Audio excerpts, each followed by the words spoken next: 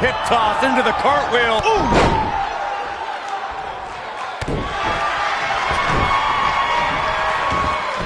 Rocket kick! What a stomp! Good grief!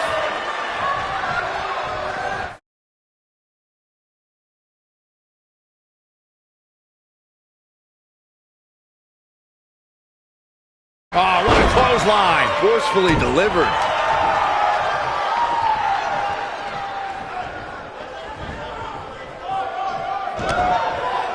This might be it! Oh, my!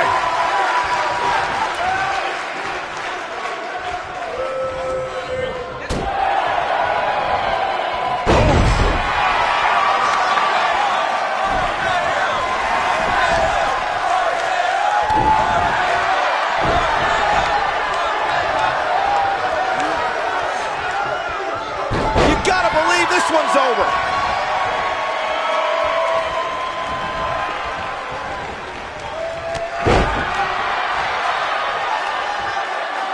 During the rivalry between the Hardy Boys and Cesaro and Sheamus over the Raw Tag Team Championship, the teams became very familiar with one another.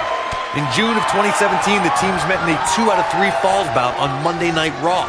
The most important fall in a 2 out of 3 falls contest is the first fall. If a team can win the first fall, that sets the tone for the rest of the match, and your opponents are put shoulders on the mat. The 2 out of 3 falls match that saw the Hardy Boys go at it with Cesaro and Sheamus was a throwback of sorts. Throughout the 1960s and 70s, championship title defenses and grudge matches were often decided in a 2 out of 3 falls format. Cesaro and Sheamus didn't waste any time and scored the decisive first fall after a brogue kick rocked Jeff Hardy. Cesaro and Sheamus wanted to continue their domination of Team Extreme. Other ideas as Matt tied things up at 1 fall apiece after a twist of fate on the Swiss Cyborg. After a swanton bomb by Jeff Hardy, the match broke down and the 3rd fall was ruled a double countout. When a superstar is in a tag team match and has endured heavy amounts of punishment, they must find a way back to their corner to tag their partner. Something that they have to try is doing create separation between them and their opponent. That space gives a superstar the ability to move and catch their breath.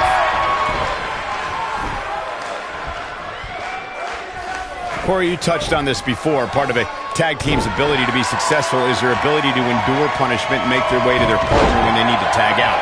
One way to do that is to create that separation you spoke of, so they have some space to gather themselves and time to make their way back to the corner. You're absolutely right, Michael. What's the use of having a tag team partner if you're not able to get to them when you got to tag out of the match? Getting that separation is key in breaking any momentum your opponents could have, may be the difference between a win and a loss, maybe even more. Tag team history was made when the first ever SmackDown Tag Team Champions were crowned at Backlash 2016. The unlikely duo of Rhino and Heath Slater caught lightning in a bottle and ran through the tag team title tournament. In the finals, Rhino and Slater took on the Usos to see which team would be the inaugural Tag Team Champions. There was a lot on the line in the tag team tournament finals. The Usos wanted to add another tag team title reign to their resume and enjoyed the recognition of being the first ever SmackDown Tag Team Champions. The team of Rhino and Heath Slater was the team no one expected to be in the finals. Slater had extra motivation because he was fighting for a WWE contract. And at one point, it seemed like the Usos had everything well in hand, but Rhino and Heath Slater refused to lose. After a gore from Rhino practically cut Jimmy Uso in half, Rhino and Heath Slater went from an unlikely tag team to the first ever SmackDown Tag Team Champions. Never say never in WWE is absolutely right.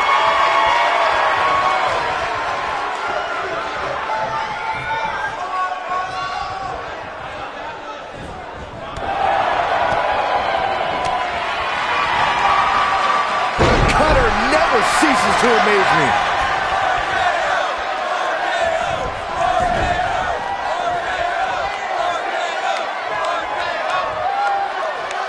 In May of 2017, SmackDown Live saw an incredible women's tag team match when Charlotte Flair and Becky Lynch squared off against welcoming committee members Natalya and Carmella. The rivalry between these women got so intense that Naomi was in Flair and Lynch's corner, and Tamina was in Natalya and Carmella's corner. Bad move there. I don't know what made him think that was a good idea. I think only a group as treacherous as the Welcoming Committee could bring Becky Lynch and Charlotte Flair back together. Going for... Nailed it. I can't believe it. Oh, nasty impact. Nice. Shot. I think this is the beginning of the end, Michael. Shoulders on the mat. Referee barely had time to begin a count there. Gonna take more than that. He's making a statement here with this attack.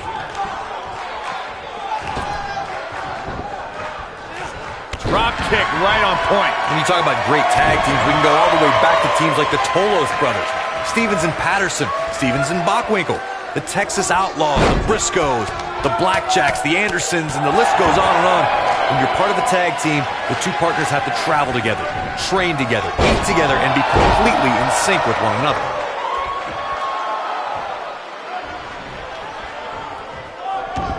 Tag team competition dates back all the way to the early 1900s. Corey, you mentioned some of the classic duos from sports entertainment's incredible history. In today's WW... Uh-oh, here we go! Ooh, what impact!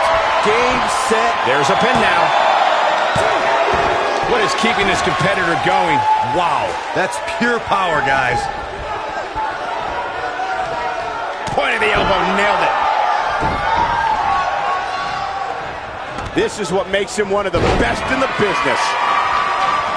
This could end it in a... Oh, man, what a leg drop. That's how you put an... Digging deep for a kick out. With all the damage done, you have to wonder how much more it'll take.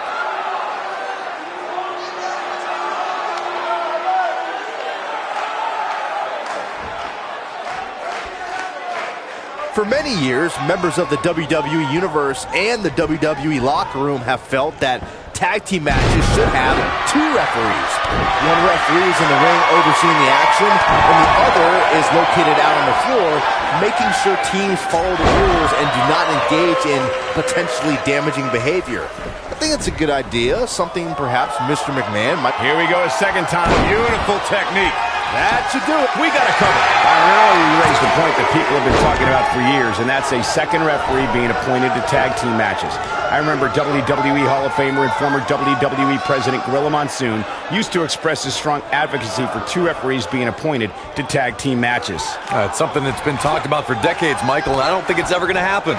We've seen it on occasion, but I think it's best to let the superstars be responsible for themselves.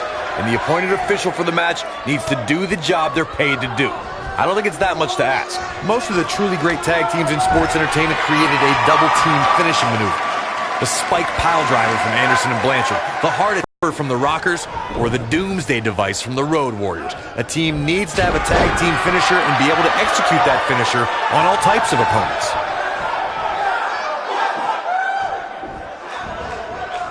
Nobody controls the pace of a match quite like this guy. Corey, a few moments ago, you mentioned some of the great tag team finishing moves in sports entertainment history.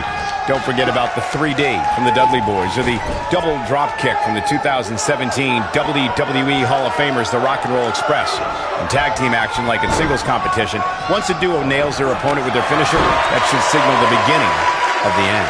It can take a long time for a tag team to decide on a double team finisher, but I agree. A team needs one, and it should be something that can be administered to any opponent. That's when a finishing move is truly effective. And since we're talking about tag teams, remember you and your partner have until the referee's 5 count to execute the move.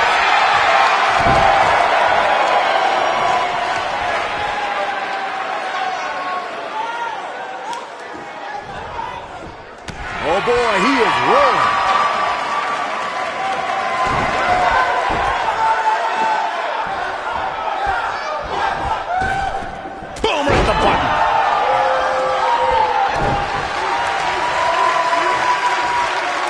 Destroy your face.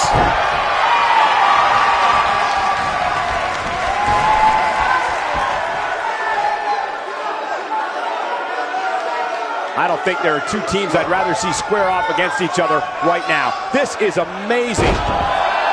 This is not harsh impact. This one into the quick cover. Now that's an impressive tag team victory.